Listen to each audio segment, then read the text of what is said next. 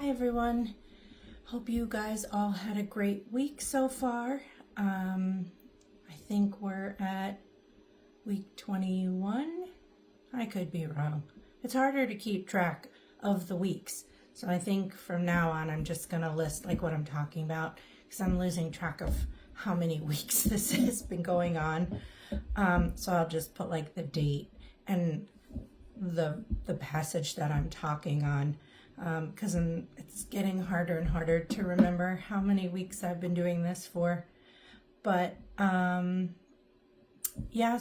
I was doing my own devotionals this week, and I opened because I use YouVersion Bible app, and the verse of the day is always at the top, and I don't know, it just kind of stuck out to me a little bit, and I try to go and like read the whole chapter or at least the whole section so that I'm not just picking out one verse. I wanted to see like what's going on in the book or the chapter of the book that it comes from. And I know I've talked a lot about me listening to 2819 Church. I just love Philip Anthony Mitchell so much. I think it's so, for me, now living in the Midwest, originally being from New York, it's been tough for me because people don't talk, not even like an accent, but they don't interact like New Yorkers here, obviously, because they're not from New York. But there's just something about New York and the people that live there where they're not blunt in, they can be blunt in a mean way, but I grew up very matter of fact. And it might have been the generations that I grew up in, but it was very fact over feelings. Not that your feelings didn't matter, but above all, it was facts. So the reason I love listening to his sermon, I look at it as just supplemental for me. Like, I go to church every week. I do my devotionals.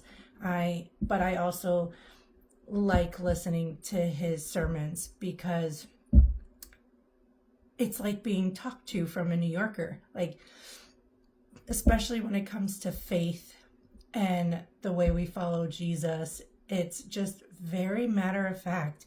And he does a really good job of calling me out all the time. Like, when I first started listening to his sermons, I was like, oh my gosh, I need a break. Like, I felt like I wanted to change so many things so quickly. And I was like, okay, I need to just do a little bit at a time and not get ahead of myself. So his sermons, since I've been listening, have all come from Matthew. And they're going through the whole book of Matthew, but very slow. Like, sometimes they will only do like one or two verses, and how he makes like an hour and a half long sermon out of it, I'll never know, but he does, and it's incredible. So I'm not going to be speaking like him today, but my verses that I'm going to read are from Matthew.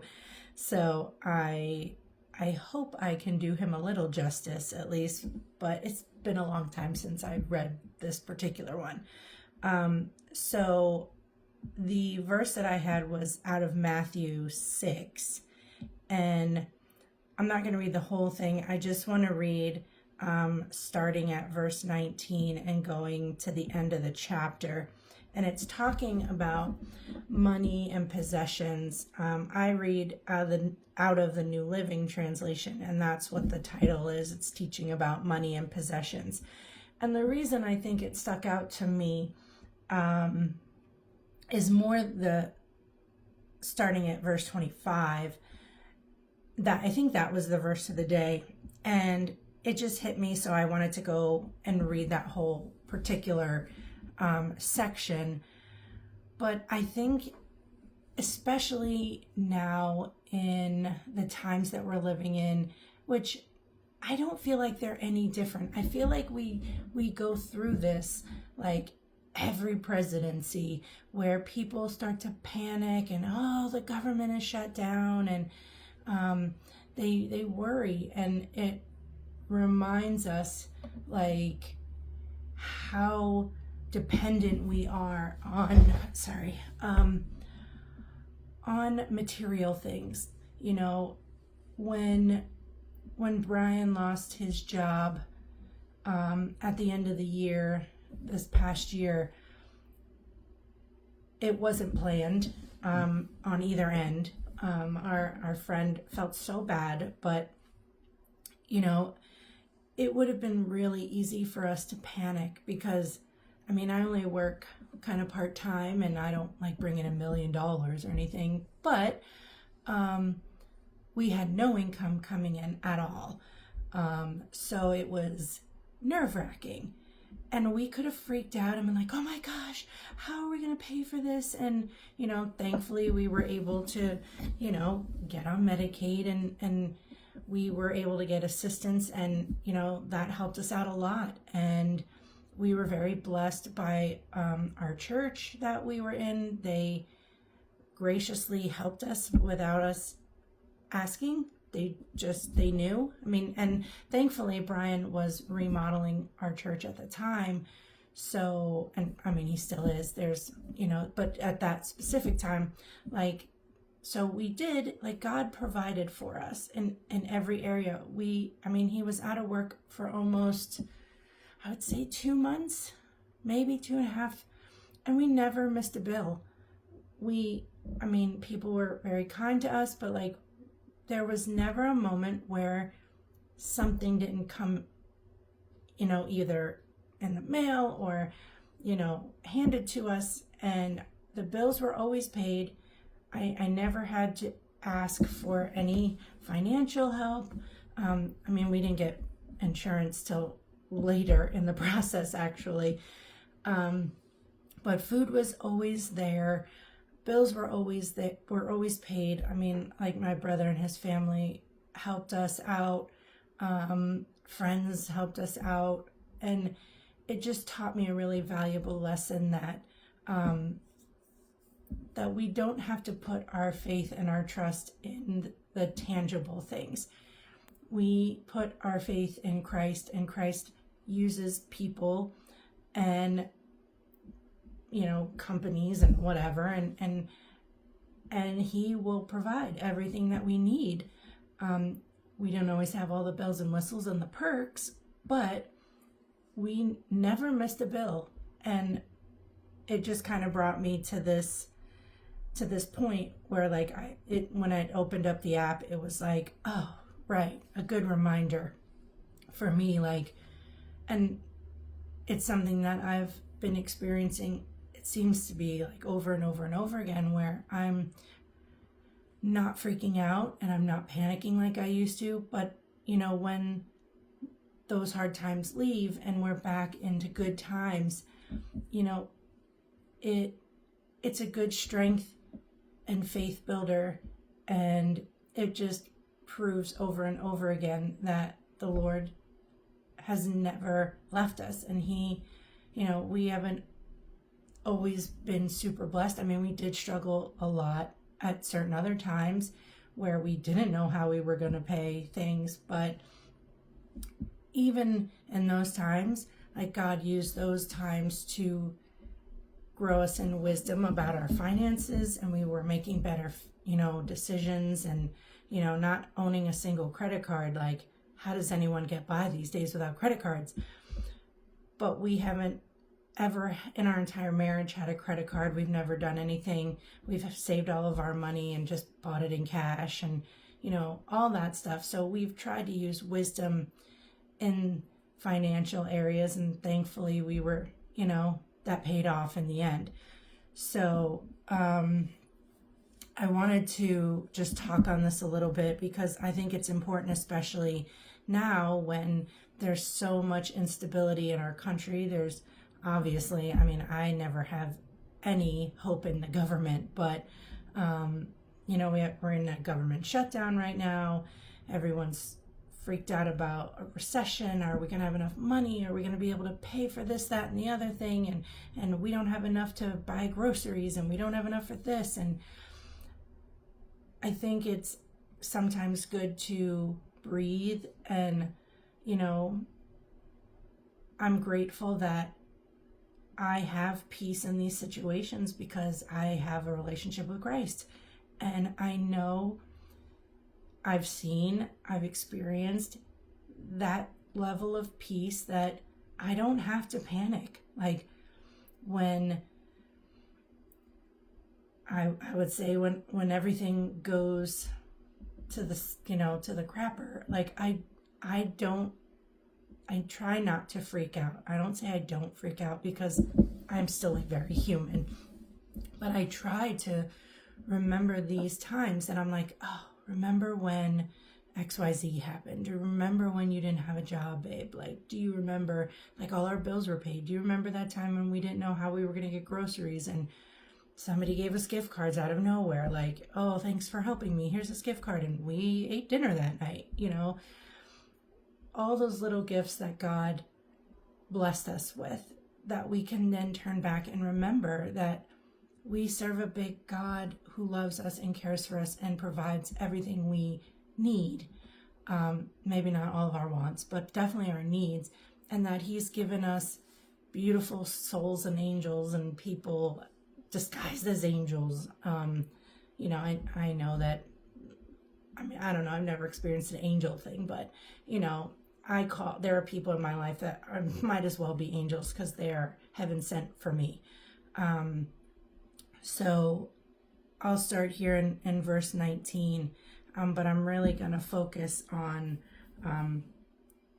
25 through 30, but I think the whole section is great.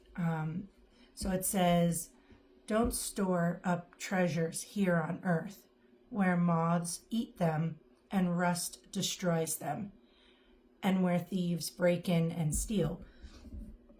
Store your treasures in heaven, where moths and rust cannot destroy, and thieves do not break in and steal. Wherever your treasure is, there the desires of your heart will be also. Your eye is like a lamp that provides light for your body. When your eye is healthy, your whole body is filled with light. But when your eye is unhealthy, your whole body is filled with darkness. And if the light you think you have is actually darkness, how deep that darkness is. No one can serve two masters, for you will hate one and love the other. You will be devoted to one and despise the other. You cannot serve God and be enslaved to money." And this is where I will talk about the other ones, but this is the verses that prompted this. And it says, "This is why I tell you not to worry about everyday life, whether you have enough food and drink or enough clothes to wear. Isn't life more than food and your body more than clothing? Look at the birds. They don't plant or harvest or store food in barns, for your heavenly Father feeds them. And aren't you far more valuable to him than they are? Can all your worries add a single moment to your life? And why worry about your clothing? Look at the lilies of the field and how they grow. They don't work or make their clothing, yet Solomon in all his glory was not dressed as beautifully as they are. And if God cares so wonderfully for wildflowers that are here today and thrown into the fire tomorrow, he will certainly care for you. Why do you have so little faith? So don't worry about these things, saying, what will we eat? And what will we drink? What will we wear? These things dominate the thoughts of unbelievers, but your heavenly Father already knows all your needs. Seek the kingdom of God above all else and live righteously, and he will give you everything you need. So don't worry about tomorrow, for tomorrow will bring its own worries. Today's trouble is enough for today. What a beautiful reminder. You know,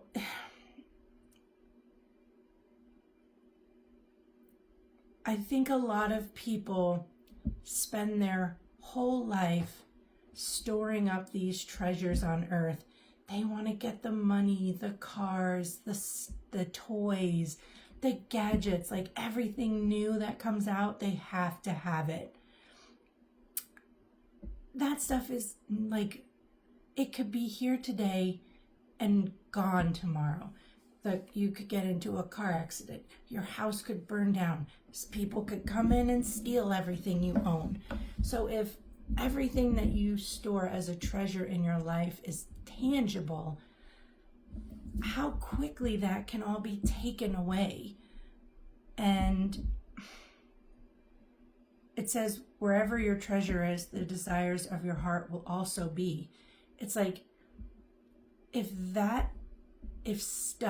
tangible things, if the everyday, cars, money, like if that's the most important thing, like that's where your heart's going to be. Like it's going to be on just getting the latest and greatest. And that's going to dwell in you, and that is going to be what becomes important to you. But I liked, when it says like the lamp, your eye is a lamp that provides light for your body. It's like what we see, like physically, like what we're looking at. Does it bring light to us, or does it bring darkness? Like if we're looking at things always negative, always, I'm trying to think of the wording, but like if we're always I struggle with being a pessimist. I'm always thinking of like the worst case scenario. Oh, this is why this isn't going to work. And that's an area I really had to struggle to change, because I would mask it and say, oh, I'm a realist. But it really just was pessimism. And I had to change the way I saw things. Like I had to look, and I don't look at everything with rose-colored glasses now. Like if it's bad, it's bad. If it's good.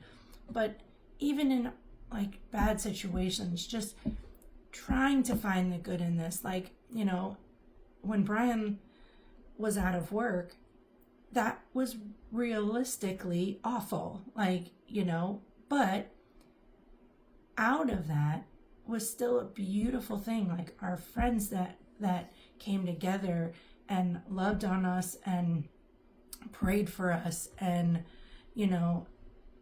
came over and hung out with us, and we all just made food together, or hey, come over and have something to eat, or, like whatever it was. I could have sat there and been like, oh my gosh, I don't have a job and blah, blah, blah.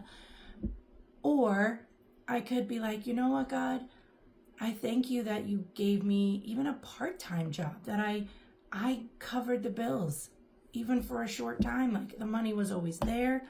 So it's like, what are you looking at? Like, are you always so pessimistic and saying, oh, this is terrible. The world is terrible. Nothing's ever going to change. It's always going to be terrible. Egg prices are never going to come down. We're never going to be, that changes that brings such darkness into you, instead of being like, you know what, God, this is hard and I'm scared, but thank you for giving me enough money to pay this bill this week. And thank you for my friends for bringing food over. And thank you that you gave me these friends in the first place.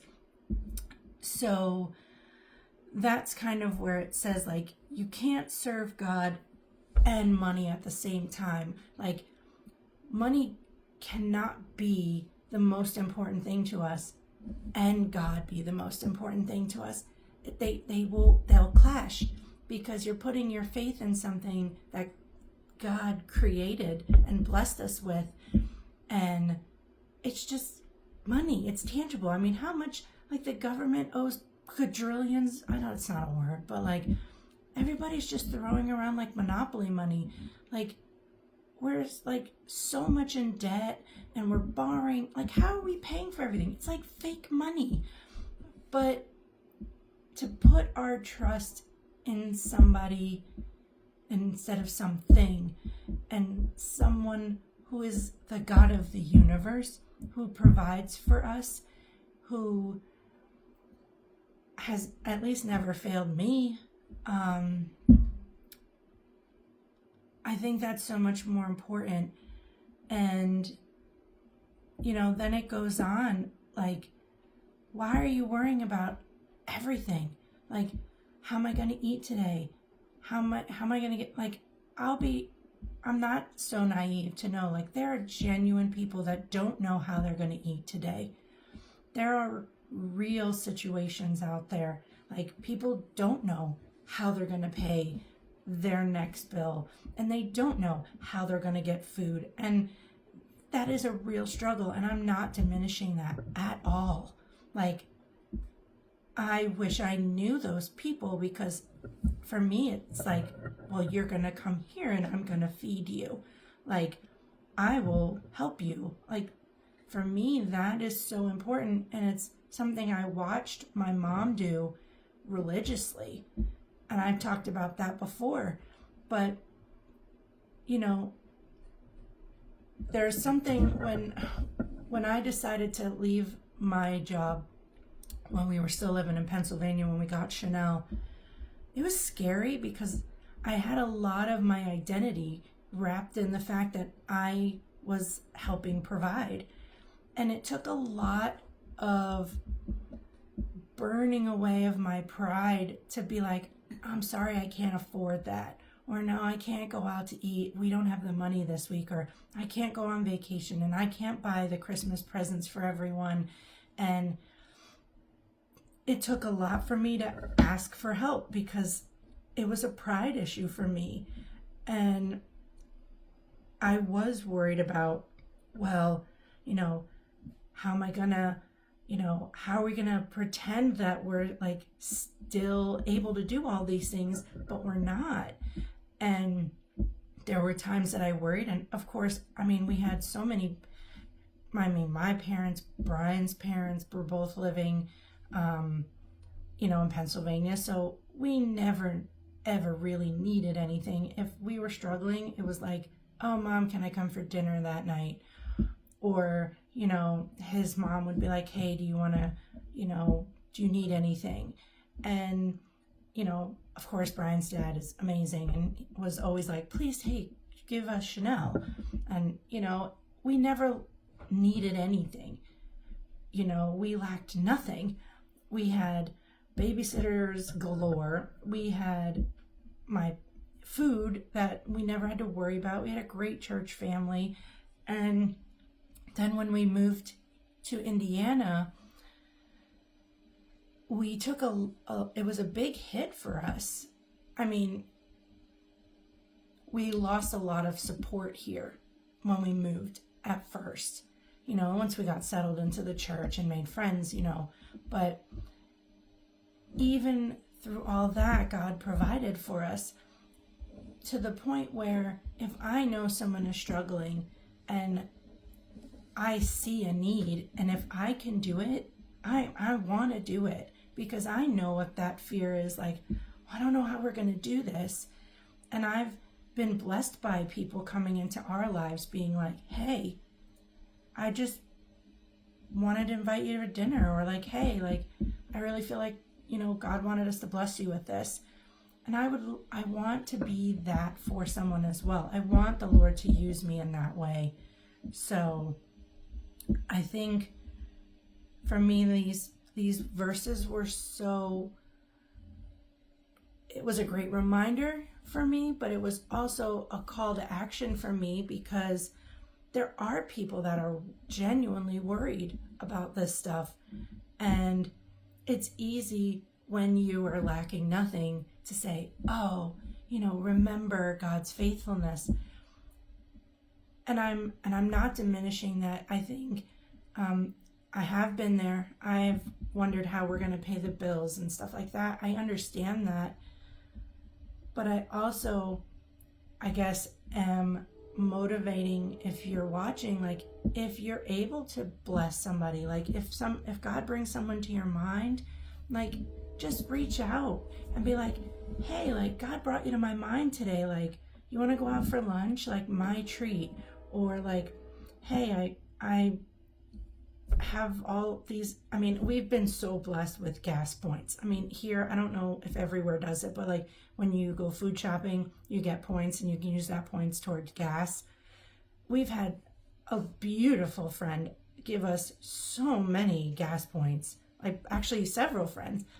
I mean, we have a Suburban, so like when they're like, hey, we have like all these points, could you please, that is my cat in the background, I'm so sorry.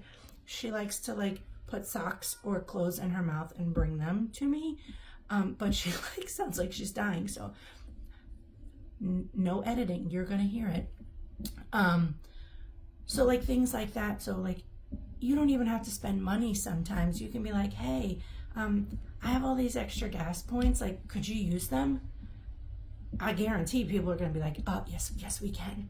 So I guess what I'm challenging you, or just bringing to mind, like, be not only I wouldn't say, hi Minnie, this is my cat, not only to know that the Lord is going to provide for you, but to ask him to use you to be a blessing for someone, because that I get more joy out of that, being that, I mean, there's, that's like, be the hands and feet of Jesus, like see a need and to fill that need, and to see that person, like just the relief. And I don't know, there's just something just so beautiful about helping and being that person for someone.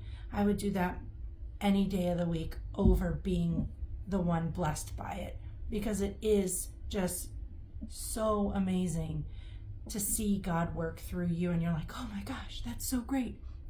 So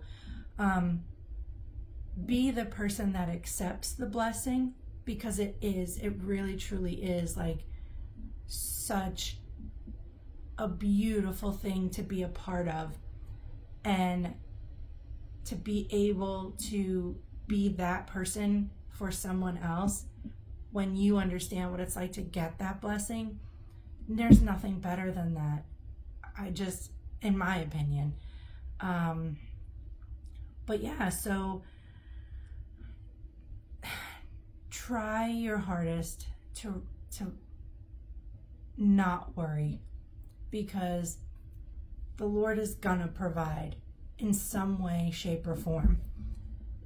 And he'll never allow you to slip and fall to where you can't get back up again. There will always be someone or something that comes along that he has provided to help you get to the finish line. And I just pray that you look at those verses on your own, go over them in whatever version you like to read them in. I mean, I've switched to the Message. I just sometimes like reading it in the Message, and just get different perspectives. But remember that the Lord wants you to trust him and to give him your worries. And he's like, don't worry, I have all this. I got you. You don't have to panic. Like, I created this. I can give it to you anytime. That check could come in the mail. That fridge could be full. It's just, you have to just have faith.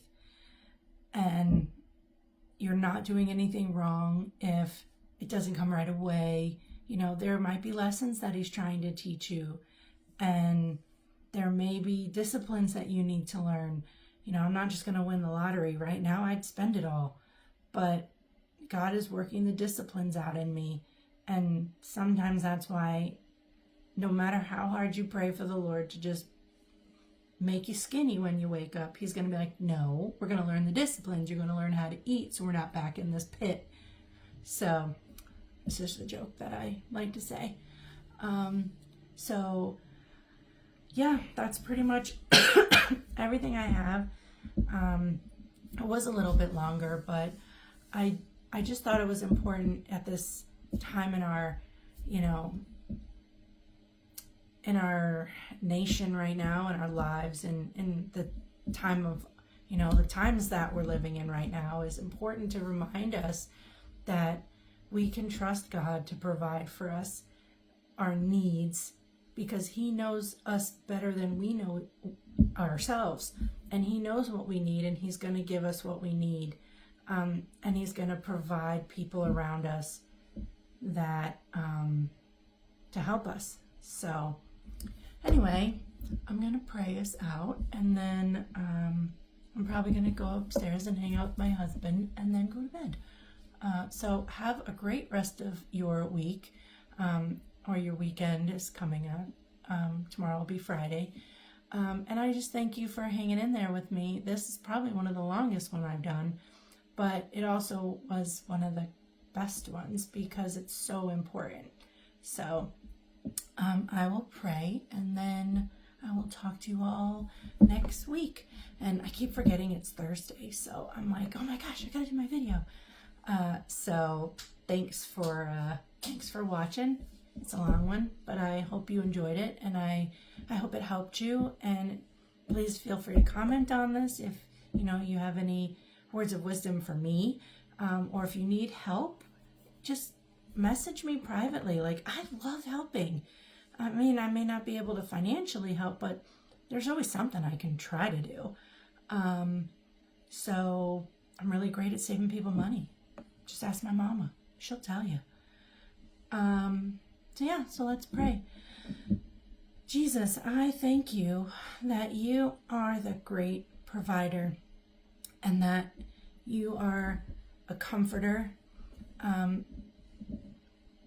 You provide everything we need. You know every single one of us. You know our hearts. You know our desires. And you want to bless us because you're a loving God. You're a loving Father who wants to bless his children.